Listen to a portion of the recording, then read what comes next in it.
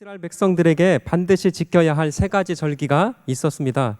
이스라엘의 3대 절기라고 그렇게 표현을 하고 있는데요. PPT에 보시면 첫 번째가 유월절 절기였고 두 번째가 칠칠절, 맥추절, 초실절, 오순절 이렇게 부르기도 합니다. 그리고 마지막 세 번째 절기가 무슨 절기예요? 초막절, 수장절 이렇게 부르기도 합니다. 그러니까 하나님께서 구약에서 여러 절기를 명령하고 계시는데 특별히 모든 절기가 다 중요하겠지만 이스라엘 성인 남자들은 적어도 이 3대 절기만큼은 반드시 예루살렘 성전에 올라와서 하나님 앞에 제사하며 하나님 앞에 예배를 드리도록 그렇게 명령을 했던 거예요. 자, 그렇다면 사랑하는 성도 여러분, 왜 하나님께서 이렇게 많은 절기들을 이스라엘 백성들에게 명령하고 있는 것일까? 이 절기를 통해서 하나님께서 이스라엘 백성들에게 무엇을 요구하고 있는 것일까? 이유는 간단합니다. 그것은 하나님께 받은 은혜를 기억하고 하나님 앞에 감사하라. 이것이 하나님께서 지금 이스라엘 백성들에게 절기를 명령하고 있는 중요한 이유라는 거예요. 사랑하는 성도 여러분, 우리가 오늘 본문의 말씀이 출애굽기 말씀인데요. 이스라엘 백성들에게 이 출애굽이라고 하는 날은 어떤 날이었을까? 하나님께서 이스라엘 백성들을 구원하신 날이 출애굽인 것이죠. 하나님께서 애굽의 모든 우상들을 멸하시고 그 당시 말입니다. 그 당시 보이는 리더십의 최고 권력이었던 바로를 무력화시켰을 뿐만 아니라 그래서 택하신 백성들, 그 택하신 이스라엘 백성들을 해방하시고 구원하신 날이 바로 이 출애굽의 역사인 것이죠. 그뿐만이 아니죠. 그렇게 하나님께서 이스라엘 백성들을 출애굽을 시키셔서 끝난 것이 아니었어요. 내가 너희들 애굽에서 해방시켜 줬으니까 이제 저 약속의 땅으로 들어가서 알아서 들어가라. 그렇게 명령하지 않으시고 그 택하신 백성들, 구원하신 이스라엘 백성들을 홍해 앞으로 이끄시고 그 홍해를 가르셔서 마른 땅처럼 건너게 하셨어요. 그리고 3개월 남짓한 그 시간에 드디어 이 시내산에서 도착을 해서 그 유명한 말씀, 너희는 내 백성이다. 그리고 나는 너희들의 하나님이 될 것이다. 그렇게 말씀해 주시며 하나님께서 이스라엘 백성들과 언약을 맺어 주셨어요. 그 언약의 이름이 그 유명한 시내산 언약이었습니다. 비록 이스라엘 백성들이 하나님을 향해서 원망했어요. 이스라엘 백성들이 하나님께 불평했습니다. 그래서 그들의 불순종과 그들의 죄로 말미암아 40년 그 광야의 인생을 비록 보내야 했지만 그럼에도 불구하고 하나님께서 이스라엘 백성들을 어떻게 인도해 주셨는지 낮에는 무슨 기둥? 구름 기둥. 밤에는요? 불 기둥으로 인도하셨을 뿐만 아니라 매일매일 하늘에서 내리는 그 신령한 양식 만나와 메추라기로 그 이스라엘 백성들을 먹이셨던 하나님의 그 놀라우신 은혜. 근데 보세요. 오늘 본문은 그렇게 하나님의 엄청난 은혜와 기적과 능력을 통해서 구원받은 이스라엘 백성들에게 하나님께서 어떤 중요한 절기를 말씀하고 있는 내용이거든요. 자, 중요합니다. 이제 이스라엘 백성들이 광야의 시간이 끝이 납니다. 그리고 광야의 시간이 끝이 나서 그 약속의 땅 가나안 땅에 이르게 되면 더 이상 만나는 내리지 않을 거예요.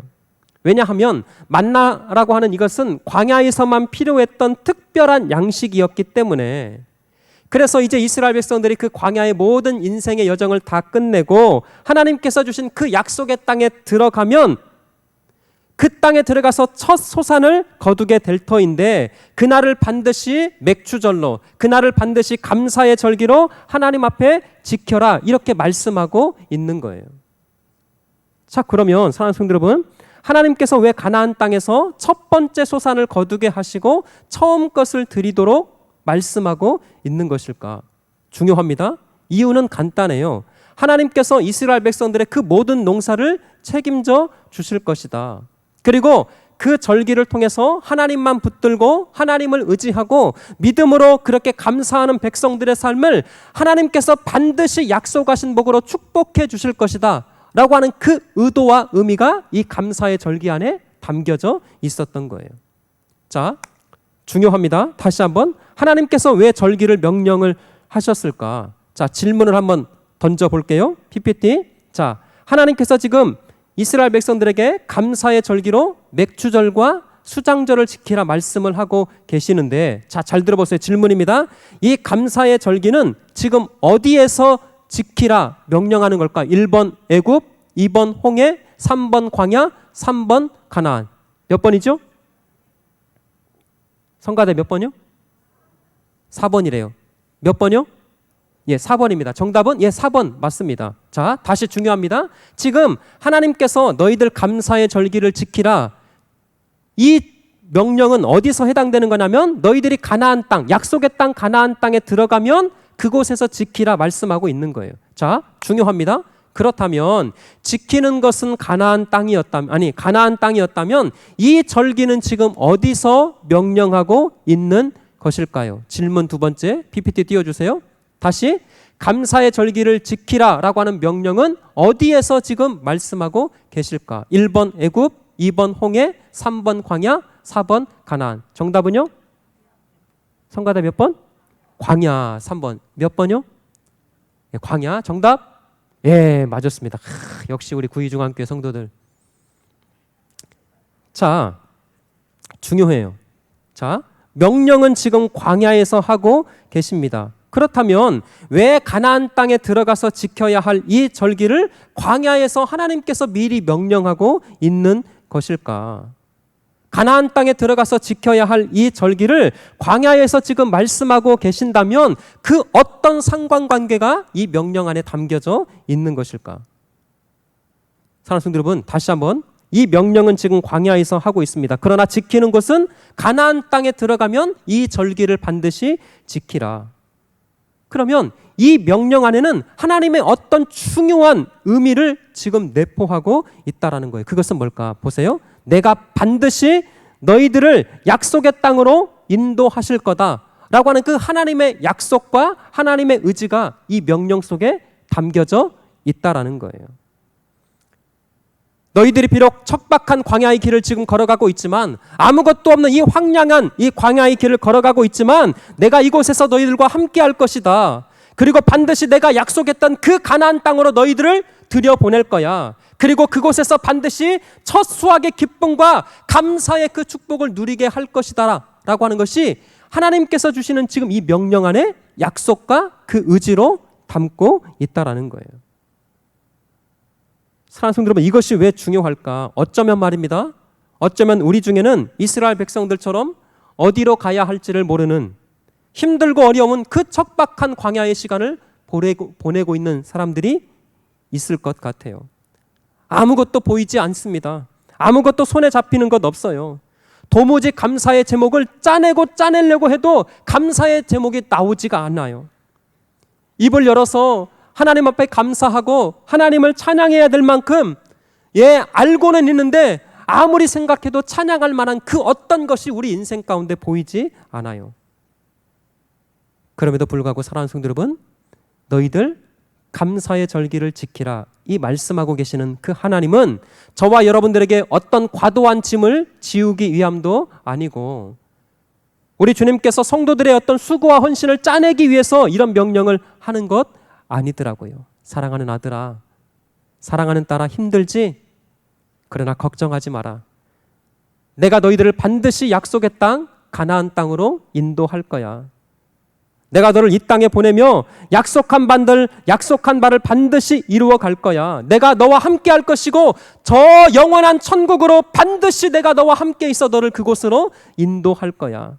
여러분, 보이지 아니하시는 그 하나님의 사랑과 의지가 이 명령 안에 담겨져 있더라고요. 사랑하는 성도 여러분, 성도는요, 보이는 것을 믿는 사람이 아닙니다. 세상 사람들은 보이는 것만 믿겠다고 그래요. 보이는 것이 능력이고 현실적인 돈과 그 능력이 권력이 전부라고 그렇게 말하고 있습니다. 그러나 성도는 보이지 아니하시는 그 하나님, 그 하나님의 신실한 약속을 믿음으로 붙들고 그 약속을 소망으로 삼고 살아가는 것이 저와 여러분들의 삶이 되는 줄 믿습니다. 이것이 감사의 절기에 담긴 중요한 하나님의 의미라는 거예요. 이런 말씀을 준비하면서 또 찬양 하나가 생각이 났어요. 찬송가 544장에 보면 이 눈에 아무 증거 아니 되어도, 그 다음이요, 믿음만을 가지고서 늘 걸으며 이 귀에 아무 소리 아니 들려도 하나님의 약속 위에 서리라.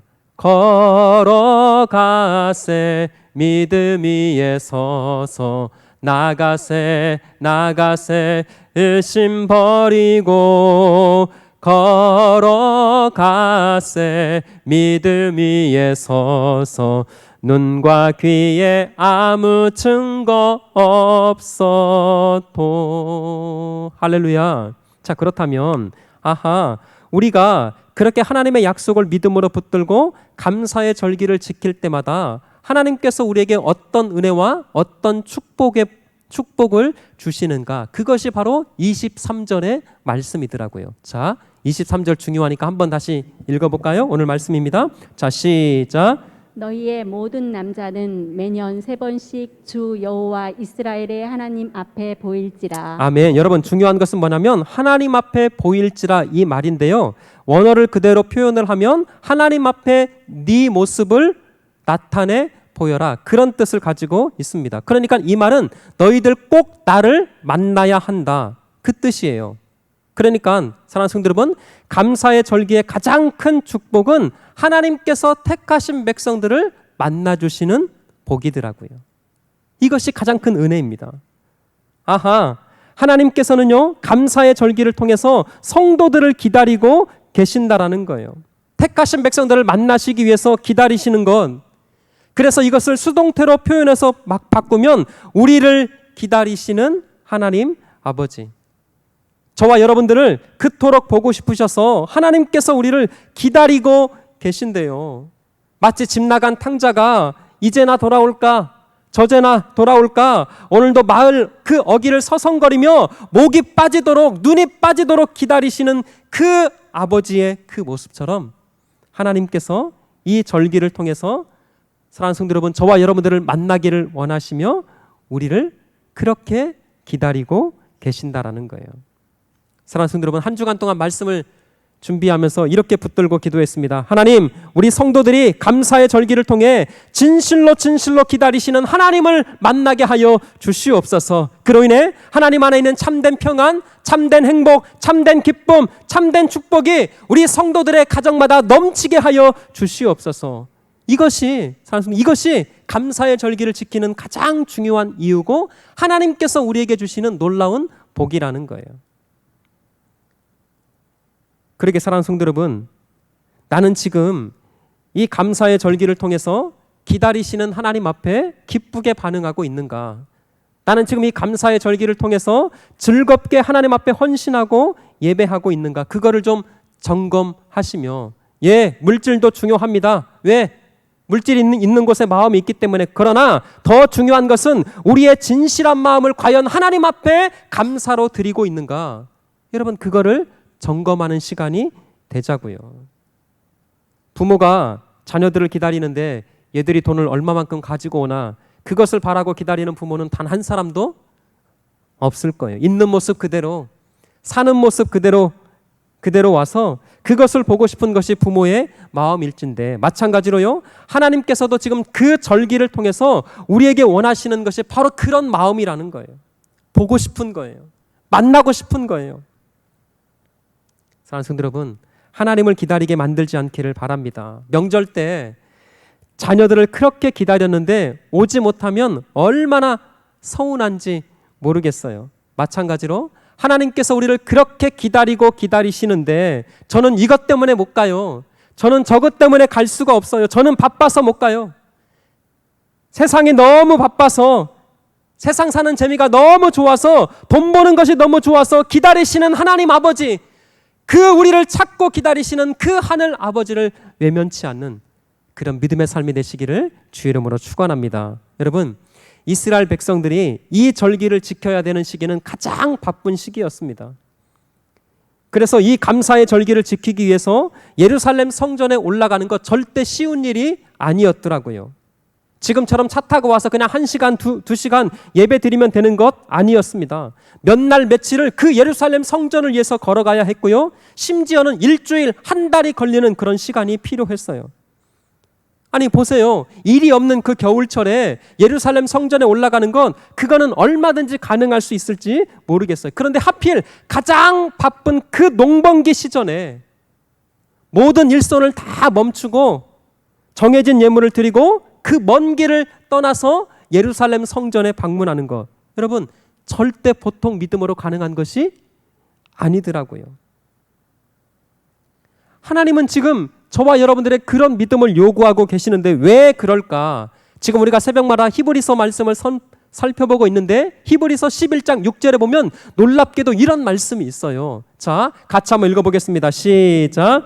믿음이 없이는 하나님을 기쁘시게 하지 못하나니 하나님께 나아가는 자는 반드시 그가 계신 것과 또한 그가 자기를 찾는 자들에게 상 주시는 이심을 믿어야 할지니라. 아멘. 말씀을 잠깐 띄워놔 주세요. 자, 믿음이 없이는 하나님을 기쁘시게 뭐 한다고요? 못하나니. 다시 한번 믿음이 없이는 하나님을 기쁘시게 못하나니. 사랑하는 성도 여러분, 잘 보세요. 말씀을 믿음으로 시작했다가 믿음으로 끝나고 있어요. 믿음이 없이는 하나님을 기쁘시게 못하나니 그가 상 주심을 뭐야 할지니라? 믿어야 할지니라. 그러니까 성도들이 하나님 앞에 나아가는 것, 그것은 가장 중요한 요소가 바로 하나님을 향한 무엇이래요? 믿음이래요. 믿음. 지금 전능하신 하나님께서 저와 여러분들을 통해서 이 감사의 절기를 지키라 명령하신 그 이면에 가장 중요한 것은요, 우리를 향한, 아니 하나님을 향한 이 간절한 믿음을 지금 요구하고 있더라고요. 아하, 그렇구나. 그래서 예배하는 것은요, 믿음이 아니고는 절대 드릴 수 없는 거예요. 하나님이 받으시는 예배, 하나님께서 기뻐하시는 예배, 하나님께서 명하신 그 절기를 지키는 것, 그냥 할 수 있는 것 아니더라고요. 돈이 있기 때문에 지키는 것 아니고 시간이 있기 때문에 지킬 수 있는 것이 아니라 믿음이 있어야 지킬 수 있는 것. 그래서 말입니다. 사랑하는 성도 여러분, 감사의 절기는 하나님 앞에 과연 내 믿음이 어떠한가, 하나님 앞에 내 신앙의 수준이 어떠한가를 확인해 보는 날이기도 하는 것입니다. 나는 과연 내 모든 것을 내려놓고 하나님을 뵙기를 열망하고 있는가? 나는 세상보다 하나님이 좋아요. 나는 세상보다 하나님을 만나는 것이 너무나 좋습니다. 여러분, 이런 믿음을 가지고 하나님 앞에 나아가기를 간절하게 사모하고 있는가? 그거를 점검하고 그것을 확인하는 날이 우리가 드리는 절기의 내용이라는 거예요. 말씀을 준비하면서 어떤 책을 읽었는데요. 이 책에서 정말 좋은 말씀을 제가 발견했습니다. 이런 말이 있더라고요. 감사의 수준이 예배의 수준이고 감사의 수준이 그 사람의 신앙의 수준이다. 한 번 더요. 감사의 수준이 예배의 수준이고 감사의 수준이 지금 내 신앙의 수준이라는 거예요. 여러분, 또 하나 감사의 힘 0.3초의 기적이라고 하는 책이 있습니다. 책 제목이 이렇게 생겼어요.